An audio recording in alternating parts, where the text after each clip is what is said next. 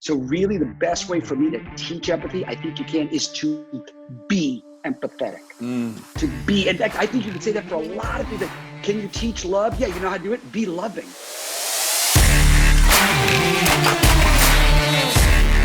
Welcome back to another episode of The Impact Show. This is Todd Durkin, and I am your host, and I am so fired up today to introduce you to a man who is one of my favorite human beings on the planet. I've known him for over a decade, and this guy, Steve Shenbaum, if you've never heard of him, is going to make you laugh. He's going to make you smile. He's going to make you think, and he will make you better.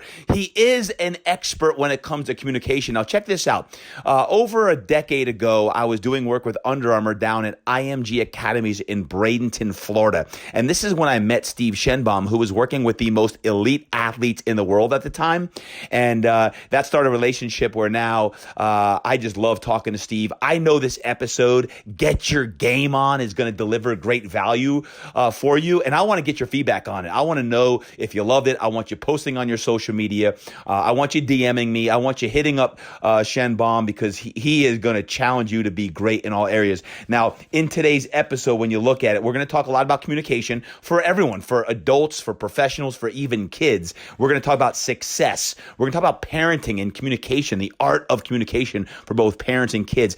Pivoting with COVID-19. How do you pivot your business? How do you pivot your life? And of course, this is the Impact Show. So we're going to talk a little bit about legacy and impact and how you show up every single day, communicating your best and being your best. So you're in for a real treat today. Now, if you do not know Steve, a quick introduction. He's the founder and president of Game On Nation, which is a nationally recognized communication firm focusing on leadership, team building, and positive culture change. And from 2003 to 13, Steve created and oversaw the leadership, communication, and media training programs at IMG Academies down there in Bradenton, Florida. Listen to the people and organizations Steve's worked with. NASCAR, the Pittsburgh Pirates, Deloitte, Hilton, the New York Yankees, the 2019 World Cup champion U.S. women's national soccer team. He's worked with the Dallas Cowboys, the Oakland Raiders, the Texas A&M football team, Kentucky football and basketball, Florida State soccer, UCLA women's basketball and soccer, government agencies such as the U.S. House of Representatives, Congress, the Congress, Department of Defense, the Pentagon, the Wounded Warrior Project, USO, the list goes on and on. He's worked with 12 number one overall draft picks in preparation for the NFL, the NBA, and the NHL. And now this is really important. Check this out. In his former career as an actor, Steve was featured in over 70 commercials and TV shows and movies such as Will and Grace, Dharma and Greg, Winning London, American Pie 2, and Space Jam with Michael Jordan. Steve's on the advisory board for Derek Jeter's The Players Tribune and is a media trainer for the NBA pre-draft program. And he's got 2 daughters and a beautiful wife. Folks, you are in for a real treat today with Get Your Game On and Steve Shenbaum. So let's go out and listen to the episode now, and I hope you enjoy. And I can't wait to hear your feedback, because I think you are going to love this episode. It's time to get your game on.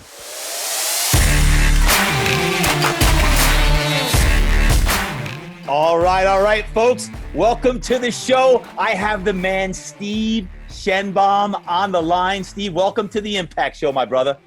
Thanks, Todd. Happy to be here. Hey, what a bio. And before we get into talk about Game On, I want to just know about this acting life. I knew it. I mean, I've known you since 2008, 2009.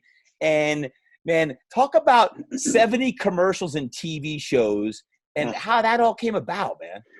Man, I was a theater major at Northwestern in Chicago. I grew up in LA and moved back there. You know, I enjoyed it, but it wasn't my life calling. And I guess we'll talk about that as we continue to progress. But for a time, about a 10-year window, I was acting in Chicago for a couple of years, then moved back to LA. And yeah, just dove into that world, learned a ton about what to do, and also learned a ton about what not to do. Yeah. So out of all those shows, I mean, do you have a favorite appearance, whether it was Will and Grace or American Pie 2? Are you kidding me? Was there a favorite? Space Jam? Was there a favorite out of any of those? My personal favorite was Will and Grace. And the reason is it was a fine-tuned machine.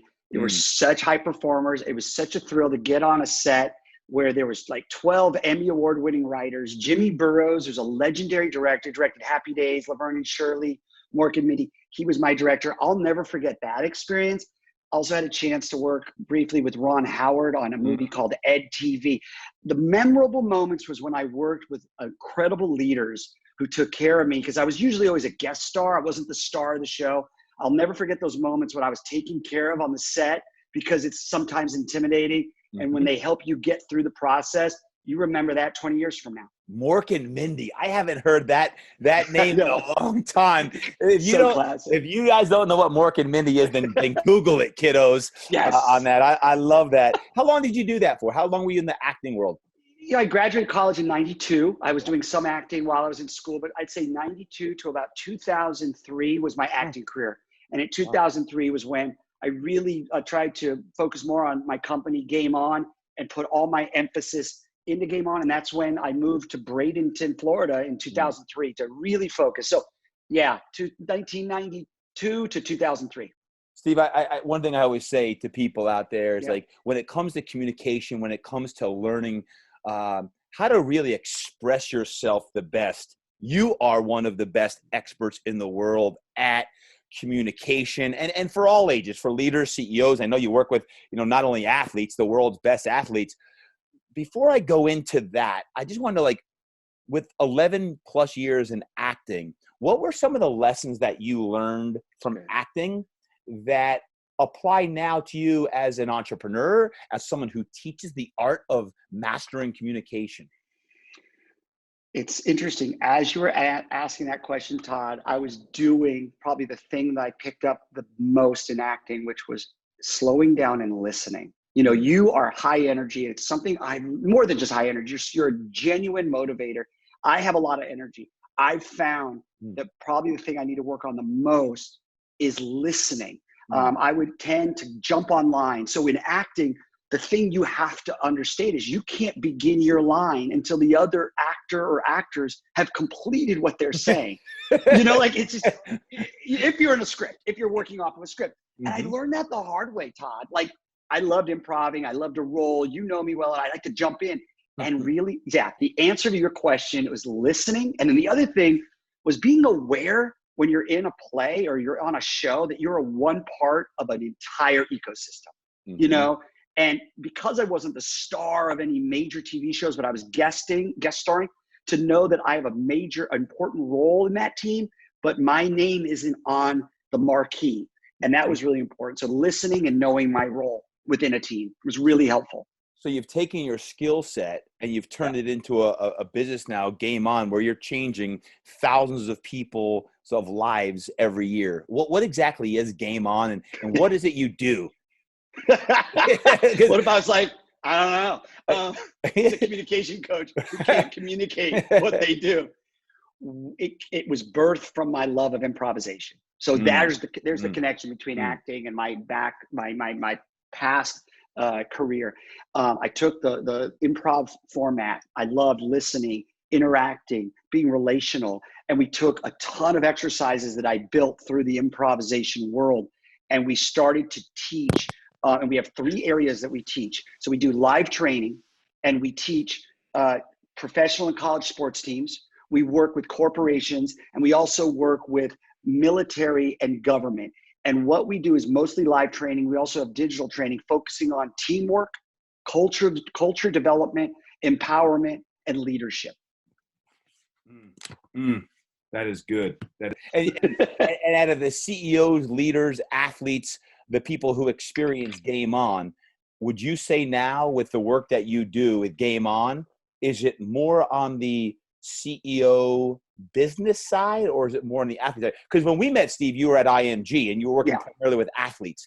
Now, a decade later, I know you're working with a lot of the, not only the most successful and largest companies in the world, but you're also working with some individuals as well. What's kind of the breakdown of who you work with Game On? Yeah, it's a good question. When we first met, it was all junior athletes because we were at a sports academy, IMG Academy, formerly known as Bollettieri. I would say about 30% of our work is with the leadership team.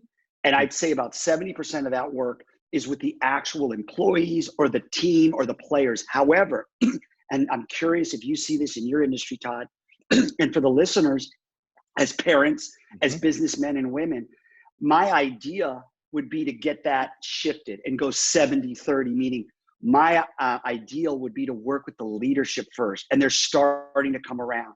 I believe that leadership, any culture, is defined first and foremost by the leadership up top, whether it's parents leading their children, CEOs leading their staff, or coaches leading their team. So, Mm-hmm. yeah. No, that's outstanding. That's a good.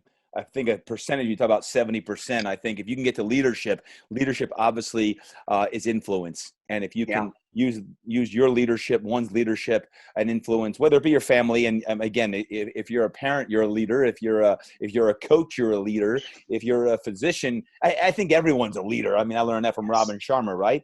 I want to talk, and I want to make sure there's a lot of practical content today, because again, we have you when it comes to communication. I want to talk about something I've always said for most of my life, because I learned this from my father. He always said, when it came to communication, is you never have a second chance to make a first impression. Talk about how important really is a first impression, and how long do you have to truly make a first impression in anything, in the business world, in the athletic world? Talk about first impressions.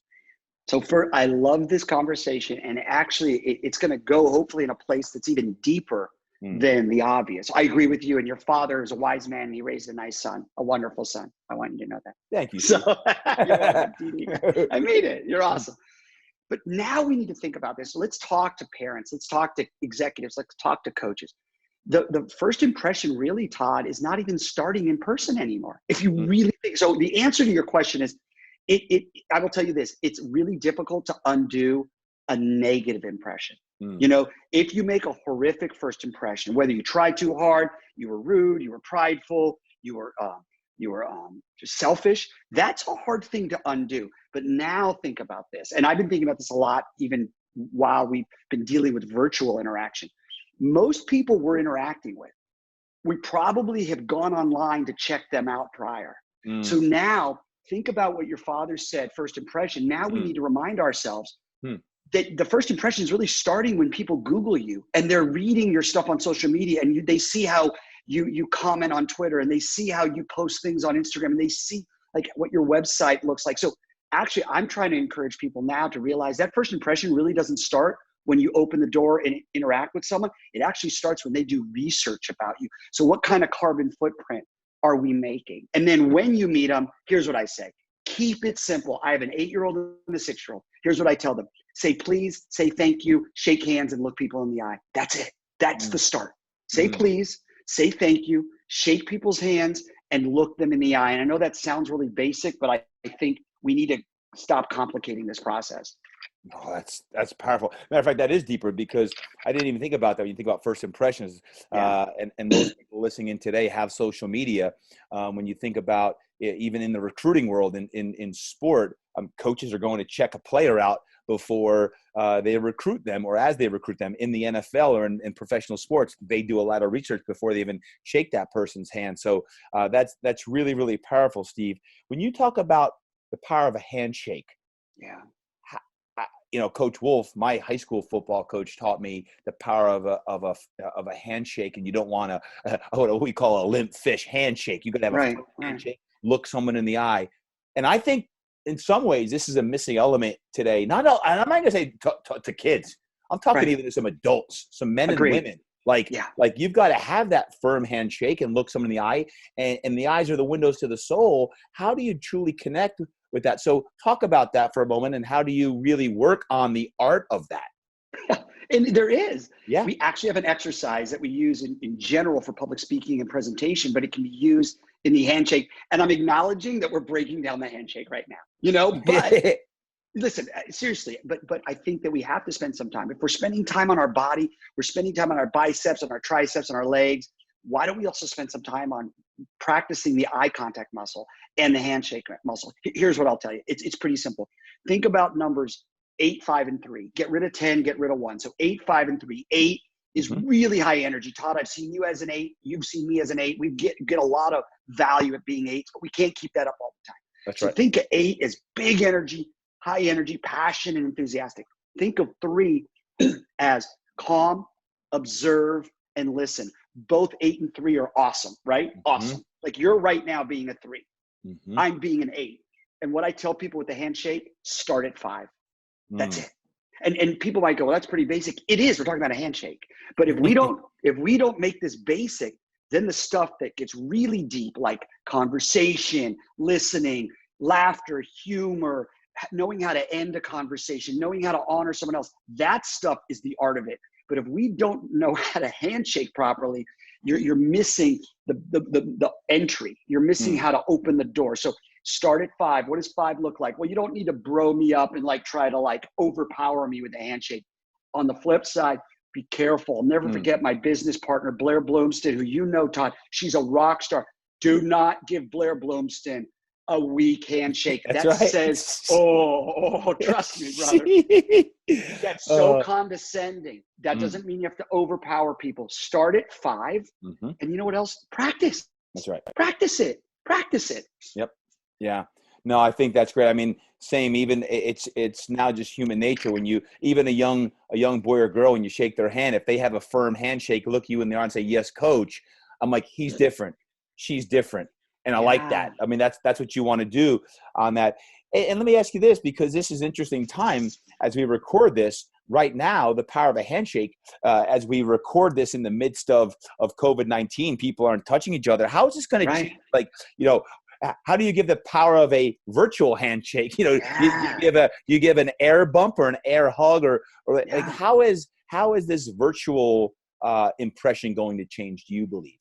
It's such an important question just asked, Todd, because we've never experienced this. Here's what I think, and I'm no guru on unprecedented pandemics. Okay, let's acknowledge that. Anyone who says they're a guru on something that's been unprecedented, that doesn't really line up real well. But I'm learning. We're all in this. Here's what I'd say. I think there's going to even be more emphasis on a smile, on body language. Cool? Because if we're not going to hug all the time, which I get, it's going to be tough, and we're not going to be handshaking all the time. The idea, even more important, when you walk into a situation, put your cell phone down prior to entering if there's high stakes. In fact, if you don't have to bring your cell phone in at all, don't. But the idea of looking at your cell phone before you look up and greet is going to be noticed. Your posture and your body language is going to be noticed. And I'm telling you, you can see a smile from 100 yards away. Amen. Just remember that. That's it. So again, it goes back to basics. But I think this whole situation is unplugging us, Todd. So we have to get back to the basics. My daughters are writing thank you notes now. They're pen pals with their neighbors. My wife and the neighbor figured this out. They're pen paling. They're loving it. Dude, I can't remember the last time I wrote a thank you note. I'm talking a thank you note. I'm not talking about an email or a text that says, you're legit, bro. I'm talking about a thank you note. So I'm saying all this because I know that there are leaders, parents, fitness professionals, executives, men and women who listen to you, Todd. And I want to say to all of them, you're a father, I'm a father, Todd. We're all in this. And I think we're going to I hope we embrace the simplicity that we're being forced to lean on right now when we get back and reconnect. So good, Steve. So good. I love the power of a handwritten note, the power of a handwritten letter. Talk to me about something when it comes to body language. Let's say someone is whooped. Let's say they don't feel good about themselves. They're either down, they're depressed. Let's say it could be a boy or girl.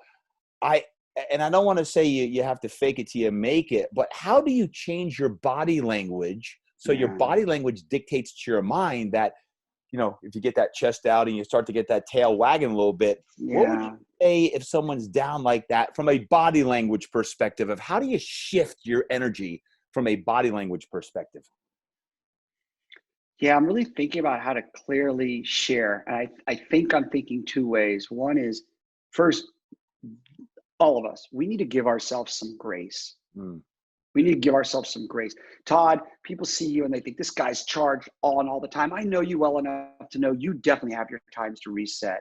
I'm not funny all the time and out there all the time and communication guru all the time. I ask my wife, she'll tell you I messed up 4 times already. And it's only 1 o'clock Eastern right now. Give ourselves some grace. Give ourselves some grace. And if you don't have to pivot into that social interaction right away, don't create unnecessary haste. If you don't have to pivot, let's say, example, I've just worked out with you, I'm wiped out, and you want me to meet someone important, if we have time for me to reset and get my breath, I'm just going to ask for maybe a reset. So I'm not shifting quickly. So give yourself some grace.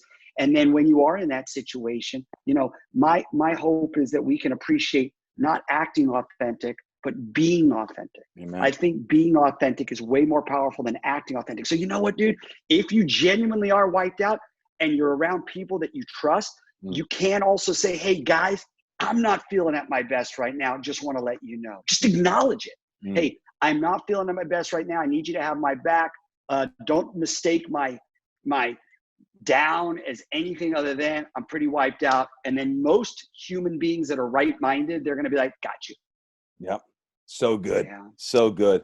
And folks, if that's you, remember, we talked about all those other habits that we can do to make sure that we shift that as well, all the way from the training and what we're eating, and then swelling up that chest and all that as well. So that is great right there, Steve. I want to talk about something I know all of our listeners today love talking about, is success. And you worked with a lot of successful individuals, athletes, leaders, and companies.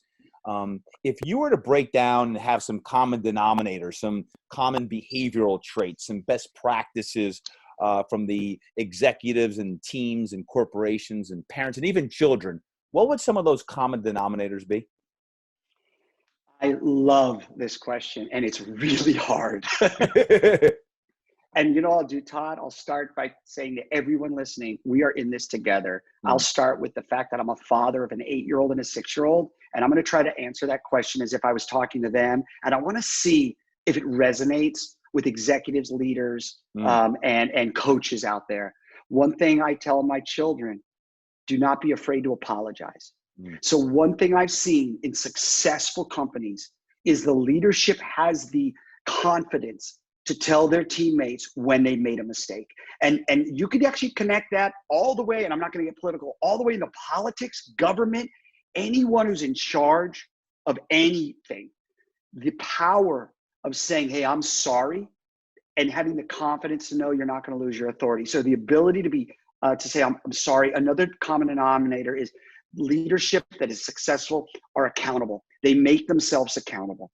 And then the last one I'd say that I see a lot, I see a lot of common denominators. Another one is I try to encourage my children, and I try to look for leaders that have the combination of authority and empathy.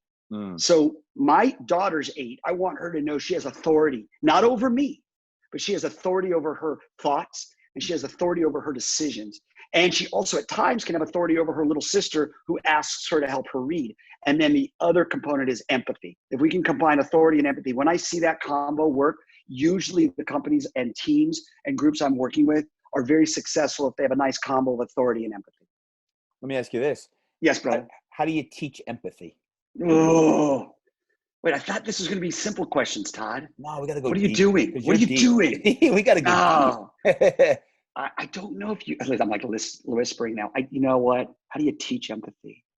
I think before you even think about teaching empathy, you got to really know someone's story. And you really got to know like where they're coming from and what scars they've gone through. Look, man, I'm pretty privileged, brother. And I'm going to say you are too. And I never take it for granted. Before I even try to teach, let's just use a young athlete. Before I even try to teach that young man or woman empathy, maybe first I should practice empathy and understand their journey.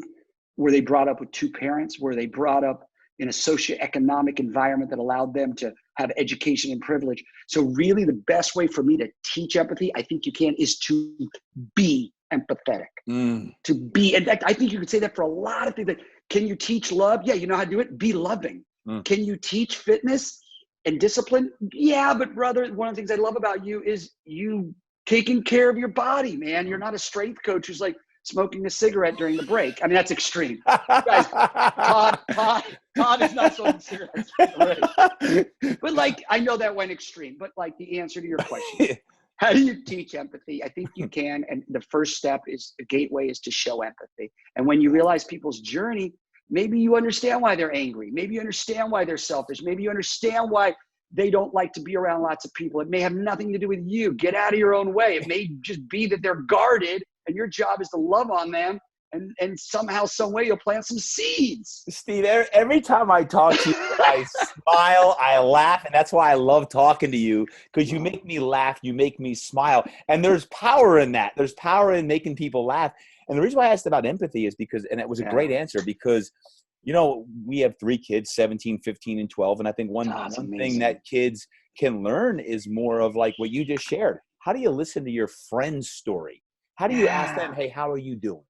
How's life going? How do me as a leader at Fitness Quest 10 ask my team, hey, how's everything outside of here in training? And we got 42 people. It's like when you said you have to listen to people. Well, to listen, that means you have to step away from your ego, and you go outside of yourself, beyond yourself, to say, how are you doing? And you go back to the listening aspect. Because empathy and compassion are 2 things. When you study even the John Woodens, the great coach of the world, they have empathy and love for the people who they work with, that they coach, that they train, that they're in the trenches with, they're in the foxhole with. So thanks for sharing that. That was powerful, man. That was powerful. Preach, Damn, I'm loving this, brother. I'm loving this.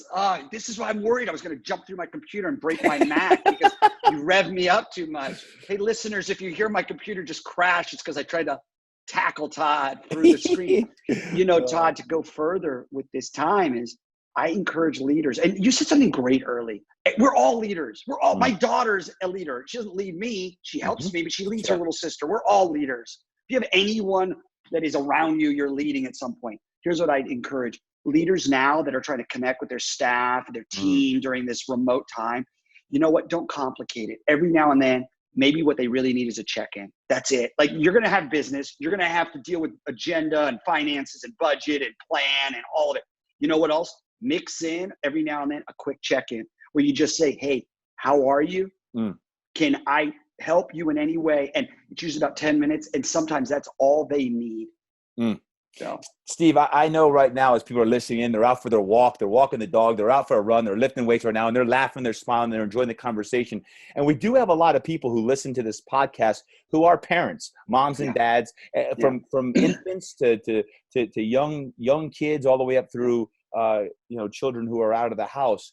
I want to talk about parenting and communication for a moment, because it's one of the most common questions I get is like, hey, Todd, as a father, how do you, quote, balance everything out? Well, that's probably the hardest role that I play, and it's something I'm always trying to put time into. But from a communication expert standpoint, how can parents and kids, even now with everything going on, how can they work better together, closer together, to communicate more effectively, and that they can learn from each other? How can they learn from their kids, and how can the kids learn from their parents and be open to it? Talk about that. Just the fact, the way you said it is something I'm so passionate about, Todd. And I trust that most of your listeners, they're right-minded and they want to improve, or else they wouldn't be in your ecosystem. But here's what I want to encourage everyone to do, you guys and gals. Let's speak life into young generations. I'm hearing too many. I'm hearing too many. Oh, these kids nowadays. Buddy, that's the oldest trick in the book. Here's what I'd say. It is. It's the oldest trick in the book. Oh, I love it. First of all, I love when people post on like social media. These kids nowadays, I'm gonna be like, the kids nowadays are the ones that created that platform that you're writing on right now. What do you mean? Like, oh, they're so late. They're so lazy. They're so lazy. Like, dude, they created Twitter. Like, you're writing on their platform. I don't think I've ever laughed as much in an episode as this, and I love it. Bro, well, laughter's medicinal. We need to laugh with each other. But here's the deal. I'm, you guys, parents out there listening, I haven't figured it all. I'm not a master, but I'm in it with you. Here's what I'd say. The young people, check this out. Ready? The young people, my nieces, see, I have 8 and 6-year-old. Your kids that are mostly teenagers, my nieces. Here's what we do.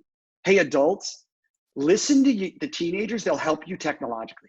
Listen to the my nieces were the ones that told me about TikTok before I even knew about TikTok. They were the ones that told me about Instagram and how you share a message and how you follow someone and all of that. And I didn't mock it. What I did is I said, you guys are going to be my tech gurus. So those teenagers in the house, honor them and they'll help you technologically. Now, adults, here's what we get to bring. We get to bring wisdom. And we have years. And also we have authority over our children. I don't mean that in a patronizing way. We can help them share their story with grace. We can help them share their story so they're honored. So when a future employer scours their social media, they don't cringe. We can help them with storytelling. We can help them with grace. We can help them with discernment. and they can help us learn how to switch from gallery to speaker on Zoom, because that stuff is in their DNA. And that's where I'm seeing an awesome opportunity right now for two generations to connect. Technically, the young kids can serve us, and as adults, we can serve them with some wisdom, some storytelling, and also help them with their confidence, because they're starving to be heard. Steve, you know, I had a profound breakthrough when you were speaking there. Have you written a book for kids yet? Not yet. I mean, I get this question. I cringe because I want to write a book. We haven't. You know what? You're going to make me too accountable, Todd. I can't even do this with you. I was going to say I haven't found the time. I haven't yet. I haven't yet. I want to. I want to. I've always respected your wisdom, and obviously, you know, over close to a decade now, or over a decade of knowing you, there's such wisdom that adults and kids can learn from. I know you have a lot of programs, and a lot of kids are certainly on the tablets and phones, but man, there's such profound wisdom from a communication standpoint on what adults can learn from their kids and what kids can learn from their parents and coaches. And that's, by the way, the good things and the bad things, because I look back on coaches and I've learned as much from bad coaches as I have from good coaches, right? Yeah. Like part of who I am today as a coach is because of what some of my knucklehead coaches when I was a youth were like as well. So I don't know. I'm just putting that on you. I may have to hold you accountable, but I want to pivot. Lastly, because you do have so many great things going on and you do a lot of live speaking. Obviously, with COVID-19, you've had to pivot your business and all that you're doing.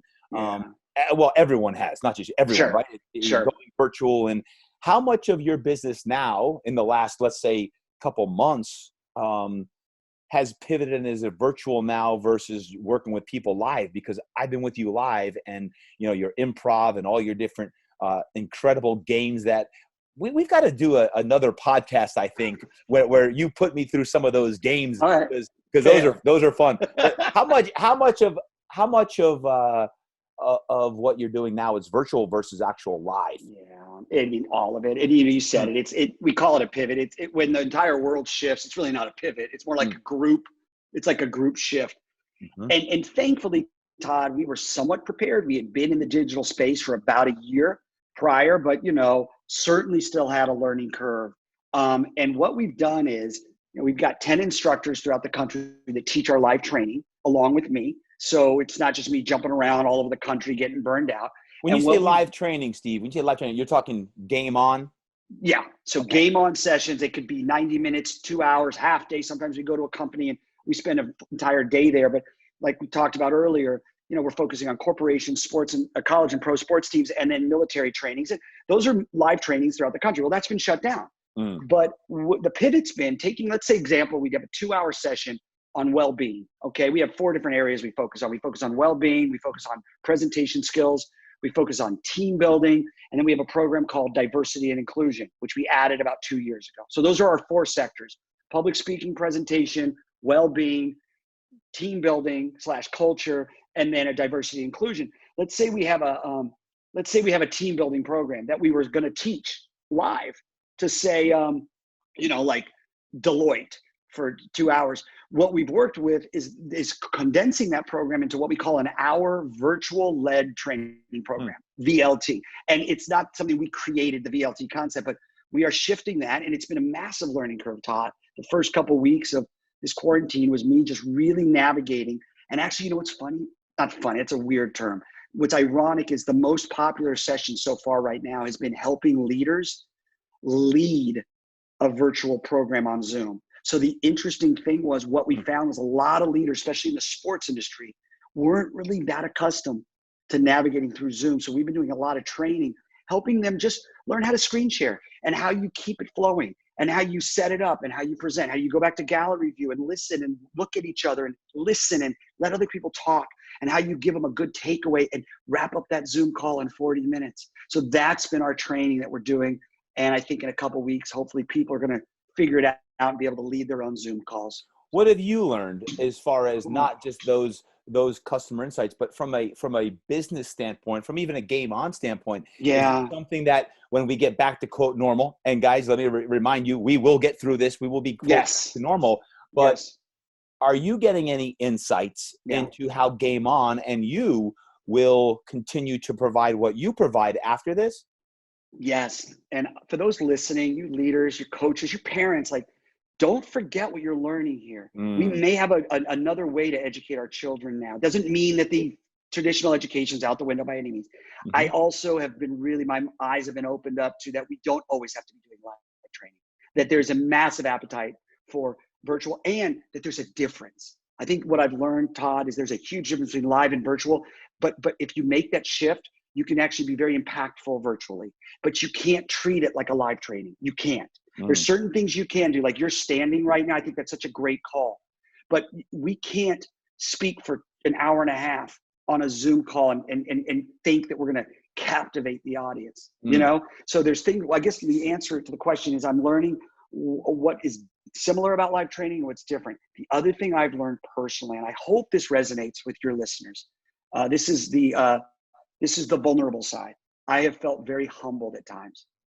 If you're a leader out there, if you've run a company, if you run an organization, if you coach a team and you've gathered them live constantly, you can master that. And I did. I got very comfortable live training. Todd, the first few weeks, man, I was calling my staff up daily going, I don't know what I'm doing. I felt very humbled. It was the first time in my career that I really felt like I wasn't the pioneer and I wasn't leading all the time. And I actually had to learn how to follow and call my 32-year-old colleague and be like, I am having massive technical problems right now. Help me out. So that's the part you're not going to see me post on Twitter. Humbled and blessed to be an idiot technically. Well, I'm going to say you are a master, because masters always certainly they share when they haven't mastered something. And I think we all learn when we mastery, it's all about the pursuit of mastery, knowing we never get to the end destination. And that's something I've always known about you. And by the way, the reason why I'm standing here right now is because this is right here where I'm standing and doing today's episode of the Impact Show is where I do my best work. And I created my home office years ago where I have a standing desk and I have a space where, for me, when I want my energy to a 5 or 8, I can stand up. And it's like I teach at Fitness Quest 10. When a customer walks in, stand up from behind the desk. Stand up and greet them with a handshake, or now an air bump or an air hug. Like, stand up, because your energy shifts and changes. So these go back again to energy and impressions and everything else. So I do my best work when I'm standing exactly where I am right now. This is where I wrote my book, Get Your Mind Right. This is where everything, my best work happens right here. It doesn't happen at Fitness Quest 10 in my gym. When I'm doing my most prolific work, it's right here. So thank you for even recognizing that. If you're not watching right now and you're listening to the podcast, this is where I'm standing right now. And this is where I do recently, where I've done a lot of my podcast episodes. But Todd, you make a really good point that I want everyone to really understand, including these young people who are going to be doing their college interviews virtually. They're going to probably get recruited if they're blessed to be recruited by coaches. They're going to be doing it all virtually. And here's what I would tell you: like, take ownership of your space. Like, you don't have to get makeup on if that's not your thing, but get good lighting. Don't lean back on your couch and create an environment. Put some imagery behind you. You don't need to put like 80 plants behind you and be that weird, but like Todd said it, like, you're in your spot, Todd, where you feel most locked in. And I encourage everyone, I don't care if you're 80, 90, I hope you're 80 and 90 listening, or you're 12, when you are presenting yourself virtually, there are things you can do that can help you feel comfortable and help you make a positive impression. One is, don't put a backlight behind you. Put a light on the other side of the camera so you actually are lit, so you don't look like you're in the witness protection program. I don't mean, no offense to people that are in the program. Are these the things you teach, by the way? Yes, because no one else is, because they think it's too simple. And I'm like, I'll take it. I'll take it. Like, so good. Dude, so when good. You teach it, because honestly, Todd, no one's posting like, I don't know what I'm doing on Zoom. Like, no one's posting like, dude, just had a great Zoom call with the in-laws. No, you didn't. 12 minutes was spent with your father-in-law trying to switch from gallery to speaker, and you didn't want to offend him. And then you found out that the lens on your computer's got dust on it, and that's why you look like you're in like the Sahara Desert. So here you go. Ready? Here you go. Ready? I'm sorry. I'm getting ridiculous. Everyone. Love you, Todd. Everyone. Your computer has a camera. It's also the spot that you open your computer every day. There's a thumbprint on it. If you look foggy, it's because there's dust on the lens. Clean it. I'm cleaning it right now. Clean it. And then you'll go, oh, that's what my mother-in-law looks like. Clean it. Second of all, don't do happy hours with the family if not everyone likes to drink. That's going to get awkward really fast on Zoom. Got it? All right. Not everyone wants to do that. This is awesome. Put light on the other side of the computer, not behind you, on the other side. And you know what else I'm learning, dude? If a parent is on a call and they're in business and a child jumps on your lap, you know what you should do as a staff? Wave to the kid. If you know their name, say it. Give them a thumbs up. They're not going to steal your trade secrets. Dogs are going to bark. Dogs are going to bark. Kids are going to come in the room. Landscapers are going to be outside. Blowing leaves exactly at 1 o'clock when your Zoom starts. And all of this needs to be embraced. I probably went longer than I should on that, but I hope that was helpful. Let me just ask one more question. With Game On, and I've seen this, I've been part of it. You've done it with my kids. You have a lot of different exercises for not only kids, but for executives and leaders to get outside their shell. I've seen it with the NFL Combine athletes. I've seen it with pro athletes.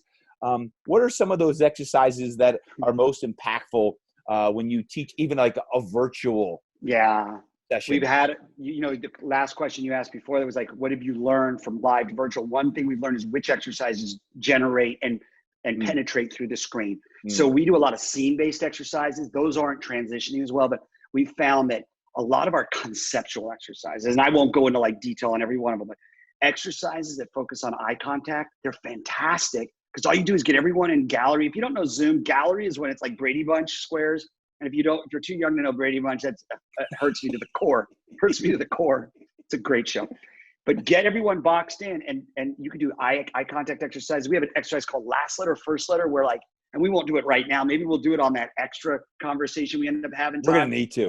Yeah, but there's a game, last letter, first letter. It's simple. I talk, and then when I finish, you have to start your sentence with the last letter of my last word. And then you go for a while. Then I start to talk after you, and I have to start my next sentence with the last letter of your last word. That type of exercise easily can be done virtually, right? And those are the kind of things that we're sharing. So we're taking our exercises and making them more conceptual, and then they become a gateway to conversation during our virtually led sessions. So, yeah. Wow. So good. Yeah. So good. Well, Steve, I want to thank you for being here today, enlightening all of our listeners about the art of communication and Game On. If someone wants to learn more about you, where's the best place they can find all about Steve Shenbaum and what you're doing? Fitness Quest 10. Amen. Dude, I did there. Oh my God. I love it. Well, you got more followers than me, bro. It's all, so there's kind of two. We have at Game On Nation, Game On Nation. That's Instagram, Facebook, and Twitter. And then I also have my own stories I'll share, and that's at Steve Shenbaum. SHEN as in Nancy, B as in boy, AUM as in Mary, at Steve Shenbaum. And I've been active on Twitter, Instagram, Facebook, and I've also been sharing a lot on LinkedIn. I know a lot of your listeners would be there, and that's been a really neat thing to share some of these concepts on LinkedIn. I've gotten much more active there. So I appreciate that opportunity. Yeah, of course. What is your website for Game On? GameOnNation.com. There it is. GameOnNation.com. Yeah, GameOnNation.com. Yeah. Folks, check Steve out. His Game On Nation is incredible. I've been on both sides of it as far as watching athletes go through it, watching executives go through it, and I've been through it before myself, and I love it. Matter of fact, if you guys want to see Steve and I actually go through some of these exercises on a future episode, hit me up, hit the social media, let Steve and I know, tag us, and maybe we'll have a future episode where Steve can make fun of me as I go through these exercises and learn the art of improv. I'll laugh with you, brother. Always laugh with you, not at you. Amen. Steve, last question. This is the Impact Show, and Impact's about legacy. What do you want Game On to be known for? What's the legacy of Game On? Ooh, wow. Heaviest for last. I would love for people to know that every person who taught game on, not just me, but the entire team, that we cared deeply, no matter if you were a 12-year-old kid who was never going to be a big superstar, or you're like the Super Bowl championship team, whoever you were, that we cared deeply about your improvement. And more importantly, Todd, I would love for people to remember our concepts forever. I mean that. Like, we hear a lot, that was funny, that was entertaining. I don't mind that. But more importantly to me, legacy is about planting seeds that flourish once I retire. And I would love for people to remember the things that we shared. Like, the best compliment I can get is when someone comes up to me like 20 years after I taught and said, "Hey man, I remember my coins. I remember the coins concept, Steve, and I have my coins card in my wallet." When those things happen, man, I feel like I can sleep easy. Steve Shenbaum, thank you for the man you are, the father, the husband, the impact man that you deliver, not only down there in Florida, but nationwide and globally with your Game On Nation, all you're doing. Thank you for taking time out of your precious day so that you can have impact on all the people listening today. Steve, thank you for being here today.